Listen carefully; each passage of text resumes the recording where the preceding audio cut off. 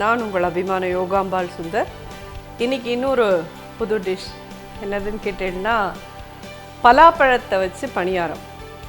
Usually கோதுமை மாவு வாழைப்பழம் எல்லாம் சேர்த்து நம்ம அப்பம் பண்ணுவோம்.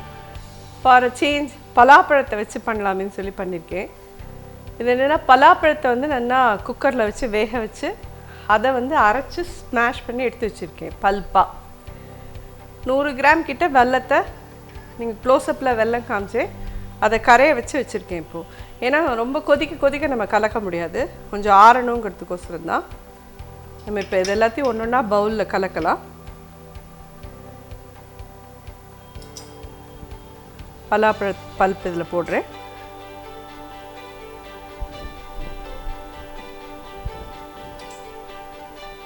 இது கோதுமை மாவு 1 2 3 டேபிள் ஸ்பூன் போட்டிருக்கேன். 1 2 3 டேபிள் ஸ்பூன் ரவை போட்டிருக்கேன். அரிசி மாவு 1 2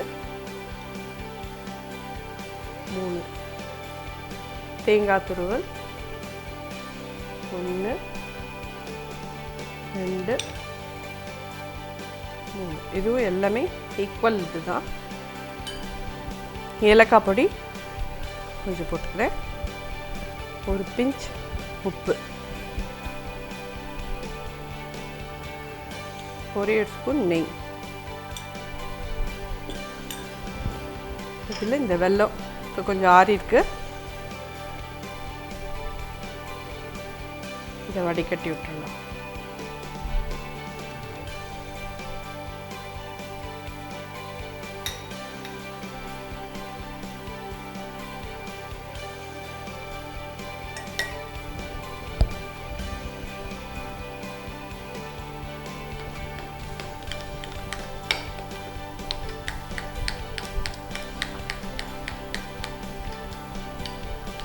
எங்களுக்கு பலாப்பழத்தை அப்படியே போட்டு அதோட பைட் வேணும் அப்படிங்கிறவங்க நீங்கள் கொஞ்சம் நெய்யை கடாயில் விட்டு அதில் பலாப்பழத்தை வதக்கிட்டு அதுக்கப்புறம் வெள்ளைப்பாகையும் அதில் விட்டு அதோடு சேர்த்து வேக விட்டு அதுக்கப்புறம் இந்த மாவில் கலங்கும்.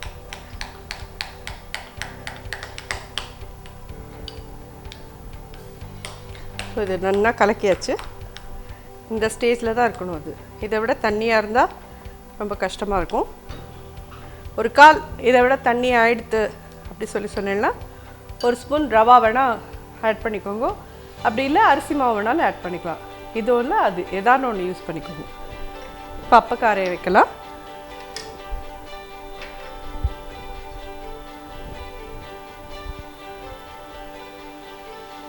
ஒரு ட்ராப் நெய் விடணும் எல்லாத்துலேயும்.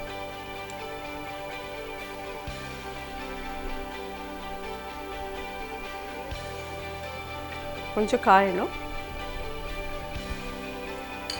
நான் இதுக்கு எத்தனை பலாச்சோளம் எடுத்தேன்னு கேட்டேன்னா 10 பலாச்சோளம் குட்டியாக இருந்தது தான், ரொம்ப பெருசெல்லாம் இல்லை, மீடியமாக இவ்வளோ பெருசு தான் இருந்தது. இந்த மீடியமான பலாச்சோளம் 10 பலாச்சோளையை ஒரு 3 விசில் வாங்கினேன் குக்கரில் வச்சு.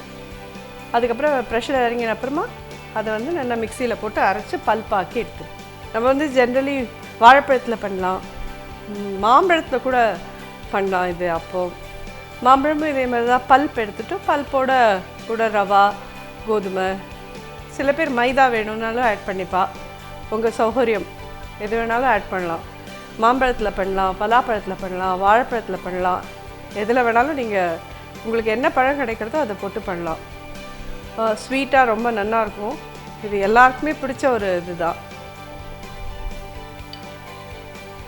பண்டிகை நாள்லலாம் நம்ம கோதுமை அப்பம் அப்படின்னு சொல்லிட்டு சுவாமிக்கு நெய்வேத்தியம் பண்ணுவோம். அதில் நம்ம வாழைப்பழம் யூஸ் பண்ணி பண்ணுவோம்.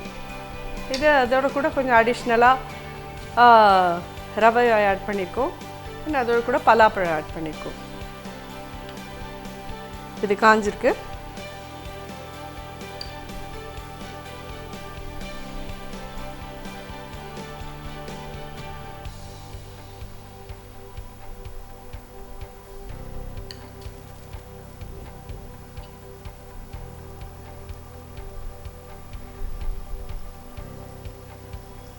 இது ஸ்லோலி மெதுவான ஃபயரில் வச்சு தான் பண்ணணும். அவசரமாக பண்ணினோன்னா உள்ளே வேகாமையே போயிடும், அப்புறம் தீஞ்சும் போயிடும். அது மீடியம் ஃபயர், இப்போ இதை விடுற வரைக்கும் இருக்கட்டும், அப்புறம் மீடியம் ஃபயர் ஆக்கிடுறேன்.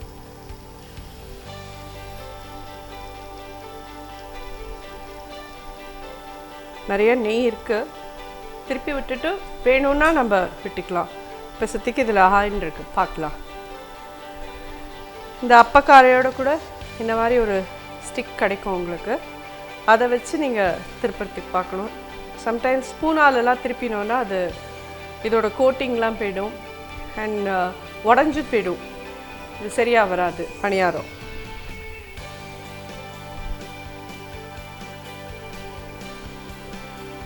ஒரு சைடுக்கு மினிமம் ஒரு 2 to 3 மினிட்ஸ்க்கு மேலே கொடுத்துருங்க.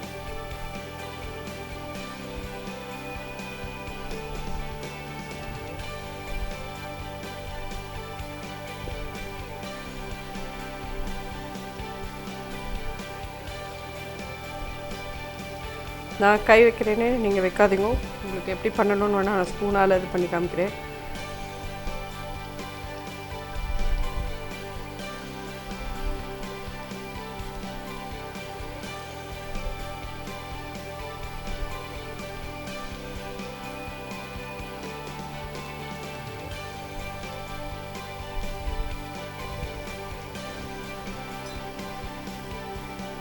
இந்த ஸ்டேஜில் கொஞ்சம் கொஞ்சம் ஒரு ட்ராப்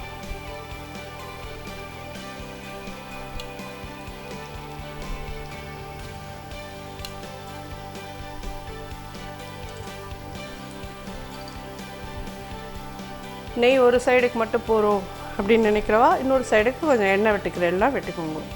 இந்த நெய்யே எங்களுக்கு வேண்டாம் அப்படின்னு நினைக்கிறவா எண்ணெயிலே பண்ணிக்கிறேன்னாலும் பண்ணிக்கோங்க. பட் இது கொஞ்சம் நெய்யில் பண்ணினா நல்ல மணமாக இருக்கும், அந்த ஒரு டேஸ்ட்கோசரம் சொல்கிறேன் நான், அவ்வளோதான். அதெல்லாம் நல்லா ஜம்முன்னு 2 சைடும் பொன்னிறமாக அதாயிடுச்சு. நல்லா அடுப்பு சின்னதாக தான் இருக்குது. ஒரு இது போட்டோன்னா நமக்கு மினிமம் 15 மினிட்ஸ் ஈஸியாக ஆகுது. உங்களுக்கே இதை பார்க்குறதே சாப்பிடணுன்ற ஆசை வரும்னு நினைக்கிறேன். எல்லோரும் இதை பண்ணி பாருங்க.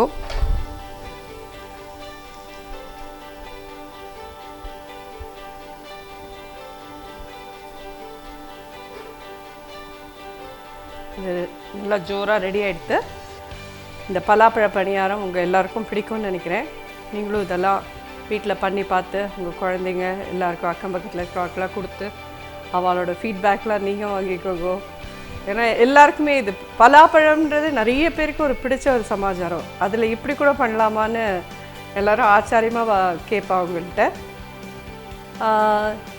இதை பற்றின கமெண்ட்ஸ் என்னுடைய யூடியூப் சேனலில் கொடுங்க. என்னோடய சேனலை சப்ஸ்கிரைப் பண்ணுங்க, லைக் பண்ணுங்க, கமெண்ட் கொடுங்க. உங்கள் ஃப்ரெண்ட்ஸோடலாம் இதெல்லாம் ஷேர் பண்ணுங்க. என்னோடய யூடியூப் சேனலை பார்க்குறதுக்கு youtube.com/c/Yogambal Sundar ஒன்றில் என்னோடய எல்லா வீடியோஸும் உங்களுக்கு கிடைக்கும். எல்லாத்தையும் பார்த்துட்டு எனக்கு கமெண்ட் கொடுங்க. நன்றி, வணக்கம்.